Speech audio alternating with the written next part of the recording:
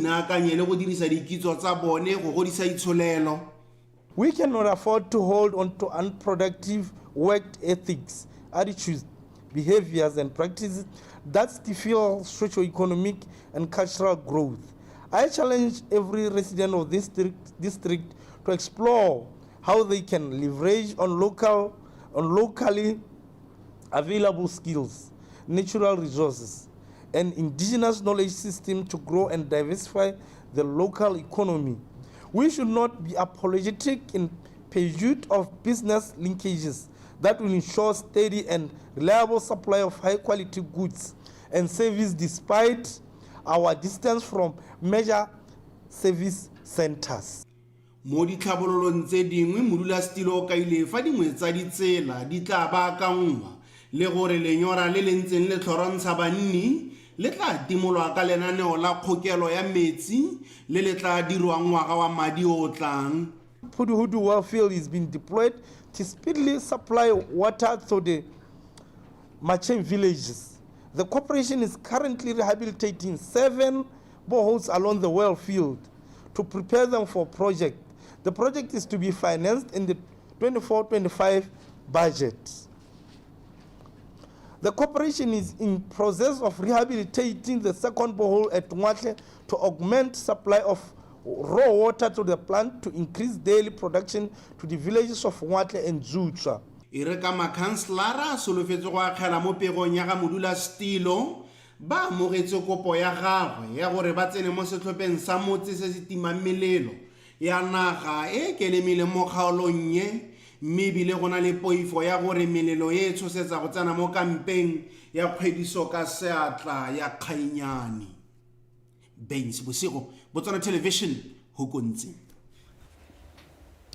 Mogolwane wa mapodisi a Gaborone West Superintendent Knight Molusiwa o kaile fa batshwere ba belaelwa ba banna ba le 12 ba ba amangwang le go tlhorontsha batho mo sekgweng sa phase 2 mo Gaborone.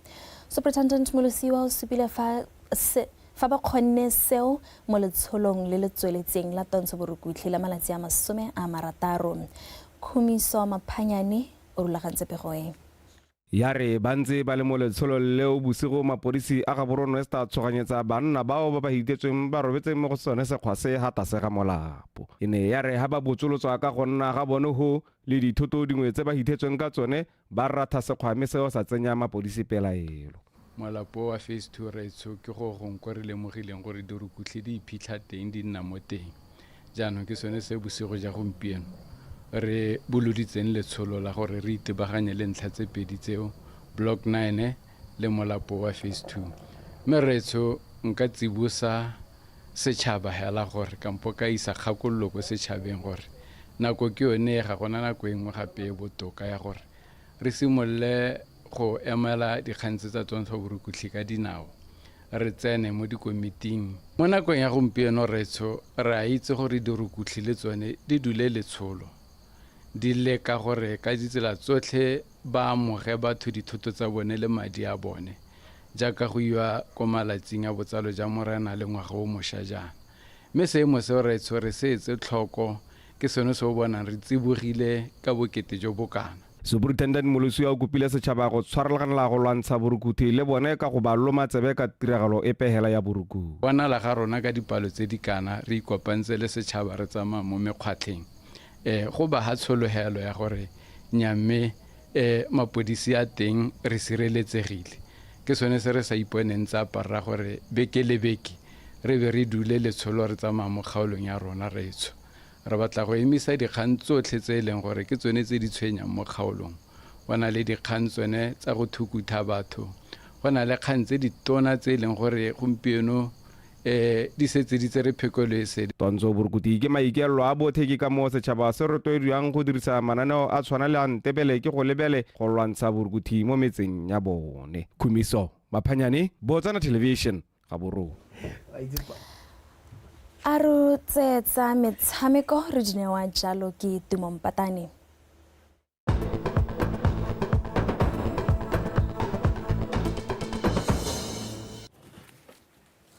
Mototso madume ha re lebe jalo dikgang tsa metshameko tsa tshokologong eno. Motisamoeteledipele wa lekgotla la Botswana Table Tennis Association Ratile Morapedi a re setlhopha sa setšhaba se se agilweng ka bana ba le bane ba ba dingwaga tse di ka fa tlase ga 11 ba dirile gotlhe mo go tlhokagalang go ipaakanyetsa dikgaisanyo tsa ITTF Southern Region Hope Week e tla tshegediwang kwa Windhoek, Namibia beke e tlang. Morapedi o supile seo bošeng jaaka setlhopha seo se ne se wetsa ipaakanyo ya sone mono Gaborone a rutlwe Katlego Kgakole. Setlhopha sa setšhaba se se agilweng ka basetsana ba le babedi e bontsha go fatswa buisang le boitlamonkele le basimane ba babedi e leng Reneilwe Lekorwe le Tinashe Zaka. Morapedi a re setlhopha se ntse se ikatisa mo maitseboeng ka fa tlase ga bokatisi jwa gago dirile one ba gwasi mme se solofetswe gape go tsena mo ikatisong e e tseneletseng kwa Windhoek malatsi a le 5 pele ba simolola go ka phadisana kwa kgaisanong e e solofetseng gongwe ka mafatshe a borwa jwa Aforika a le mmalwa. Re ba rutile di-basics tsa go tshameka table tennis, re batla gore ba gole mo motshamekong. Ke la ntlha tota re ya ko dingwageng tse di kwa tlase ya ka under 11 ko ba yang teng ko Namibia yana ba tla ba tsamaya ka Saturday ba ya go tsenela training camp mo go teng ke ga Hope's Week. Lekgotla la BTTA le ne le berekisana thata le makgotla a Botswana National Sports Commission le Botswana National Youth Council go ka netefatsa fa setlhopha se sa banana se kgona go nna mo seemong sa go ka leba kwa Namibia e le tsela nngwe ya go tlhabolola metshameko go tswa kwa moding. NYC is the venue where it's training. We are ever thankful for the access to this venue. Then ba BNSC ba re supportile ka transportation ka dutse ene re dumela le yone hospitality kit re ta be re bona mo go bona. And then the organization we are affiliated to ITTF e leng gore ke the mother body ya table tennis. This whole event e organized for Southern Africa e organized ke bona. Kgaisano ya ITTF Southern Region e solofetse go neela banana ba sebaka sa go ithuta go le gontsi ka motshameko wa table tennis segolo jang ka ba setse ba supile bokgoni jwa bone mo dikgaisanong di le mmalwa tsa monogae mo pakeng eno. Ka ipankanyetsa motshameko wa gore ke a Namibia ke a traina thata gore ke kgona ba win ke a go lebelela weakness ya bone ebe ke tshameka weakness ya bone ke tshameka ke batla a ke rete be ke bona gore what is their weakness a ke bona tle ke tshameka weakness ya bone. Setlhopha se emelela go leba kwa Windhoek, Namibia ka matlhatso mme se solofetse go boela gae kgwedi ya Sedimonthole e tlhola gabedi. Katlego Kgakole, BTV Sport, Gaborone. Setlhopha sa NAKO United se kgaoganye le mokatisi wa Pepezino Mokoka morago ga kgwedi di le 5 fela. Mokoka o simolotse kwa setlhopheng seo ka sa selebe phikwe kgwedi ya Seetebosigo jaaka na dumalana le go sekatisa sebaka sa dingwaga di le 2 fela. Bobedi jo bo kgaogane maabane morago ga majombolo ba simolola paka eno bokoa jaaka ba tshamekile maleka a le 3 mme ba latlhegetswe ke metshameko e le 3. Majombolo ba kgonne go nosa majombolo ba kgonneng go nosa dino di le 4 ba tla leka go iketsa kwa morago jaaka ba tla bo ba thulana le setlhopha sa BDF 11 ka matlhatso kwa lebaleng la Obetitani Chulume Stadium kwa Francistown mo nakong ene setlhopha seo mo nakong eno setlhopha seo se tla bo se le ka fa tlase ga bo katisi jwa ga Patrick Molefe le Monamedi Sunday Kelebale. Motshameki wa mabole a duelelwang Moabi Ngaka a re ba o ithutile go le gontsi mo phenyong ya gagwe ya ntwa ya super featherweight kgatlhanong le monna wa kwa Vietnam Taiwan Ho ka mafelo a beke kwa Hona High. Moabi o kaile seo jaaka a na goroga monogae beke eno go tswa kwa Vietnam kwa neng a diga Huan Hu mo tikologong ya borataro ya ntwa ya bone. Katlego Kgakole wa bega.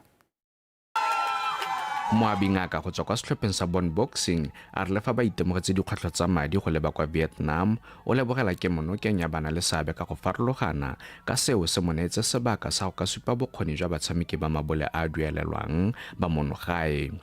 Firstly, before I say anything much, I'd like to thank my sponsors that made it possible for me to go, even though I didn't have any sponsor or I didn't have any money to travel to Vietnam. But I'd like to thank Kitso International College and Set Resources, Bon Boxing Club, for trying to make sure that I reach Vietnam. The weather in Vietnam was so hot. It's very hot, congested, and it's polluted. Well, I said the air is polluted. So it was a bit hard for me to breathe. Ngaka o fentse honghang mo ntweng ya bokete jwa 61 kg kgotsa super featherweight ka matlhatso mo jaanong go mo neelang sebaka sa go phadisana mo dintweng tsa maemo a kwa godimo tsa World Boxing Organization mo ngwageng o tlang.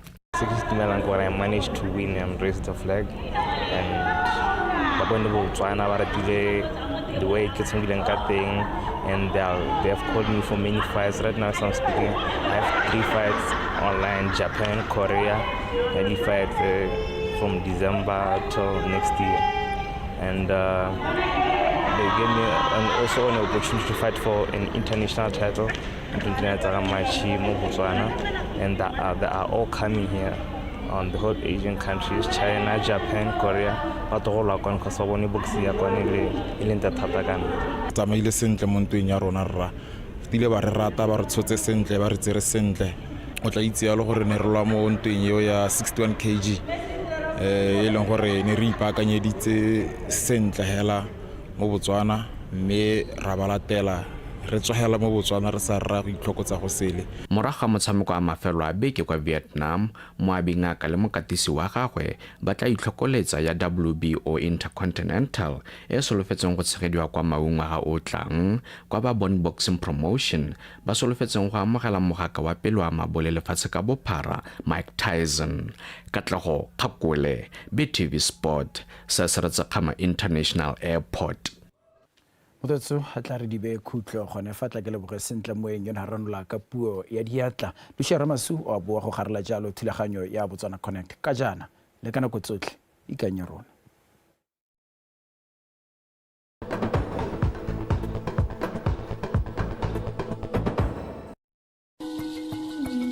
Africa's Agenda 2063 envisions bold aspirations for the continent, underpinned by inclusive growth and development, seamless integrated trade and commerce, and competitiveness, which elevates the continent's standing on the global stage.